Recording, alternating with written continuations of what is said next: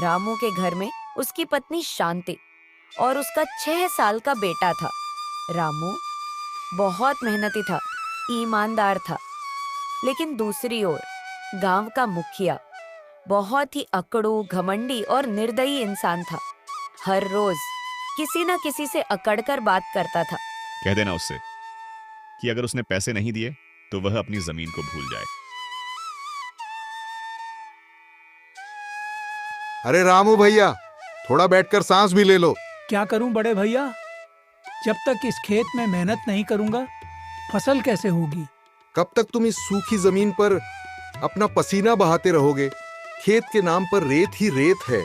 अब यही मेरे जीवन का आधार है, जिससे मैं अपने परिवार का पेट पालता हूँ। इतना सुनकर मोतीलाल अपने खेत पर चला जाता है। देख रहे हो मुखिया जी, अपने खेत कितने हरे भरे दिख रहे हैं। हाँ भीमा, तुम सही कह रहे हो। मैंने किस तरह इन गांव वालों के खेत अपने नाम कर दिए और ये गांव वाले मेरा कुछ भी नहीं बिगाड़ पाए। हाँ मुखिया जी, बात तो आपने सही कही, लेकिन वो जो आखिरी खेत देख रहे हो ना, अगर वो भी अपने खेतों में मिल जाए तो अपनी सारी जमीन उस तालाब से मिल जाएगी। मगर वह खेत तो रामू का है और वो हमारे झांसे में नहीं आने वाला। अच्छा ऐसा है। अरे ओ लप्पू चंपू, इधर आओ। कहाँ मर गए? मुफ्त की खा खाकर एक दिन मर जाओगे। कुछ काम भी कर लिया करो। अभी आए मालिक, क्या हुक्म है? गांव में जो रामू है ना, जाओ और उससे कहो कि वह अपना खेत औने पौने दाम पर मेरे नाम कर दे। लप्पू और चंपू दोनों रामू के खेत पर पहुंचते हैं। तेरा खेत तो बंजर है, बेच दे मुझे। तेरे किसी काम का नहीं। क्या रोज रोज इस बंजर जमीन पर पसीना बहाएगा? फसल तो ना के बराबर होती है। हाँ भाई, मैं तो कहता हूँ बेच दे मुखिया जी को, अच्छा पैसा मिल जाएगा। नहीं चौधरी साहब, मैं ये खेत नहीं बेच सकता। यही मेरा पेट भरता है और यही मेरा जीवन है।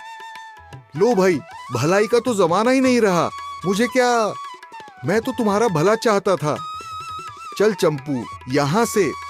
फिर दोनों मुखिया जी के पास पहुंच जाते हैं। मुखिया जी, हमने उसे बहुत समझाने की कोशिश की, अपनी बातों में लाने के लिए हर प्रयास किया, पर उसने साफ इनकार कर दिया। अच्छा, उसकी इतनी हिम्मत, उसने मुझे मना कर दिया। अब उसे सबक सिखाना ही होगा। जाओ और नहर का पानी बंद कर दो जो रामू के खेत में जाता है। जब फसल सूखने लगेगी तब उसे मजबूरी में अपना खेत मुझे देना ही पड़ेगा। और फिर दोनों मुखिया के कहे मुताबिक रामू के खेत का पानी बंद कर देते हैं। रामू देखता है कि उसका खेत कुछ दिनों में सूखने लगता है, लेकिन रामू हार मानने वाला नहीं था। वह अपने कुएं से पानी भरकर खेत में डालने लगता है।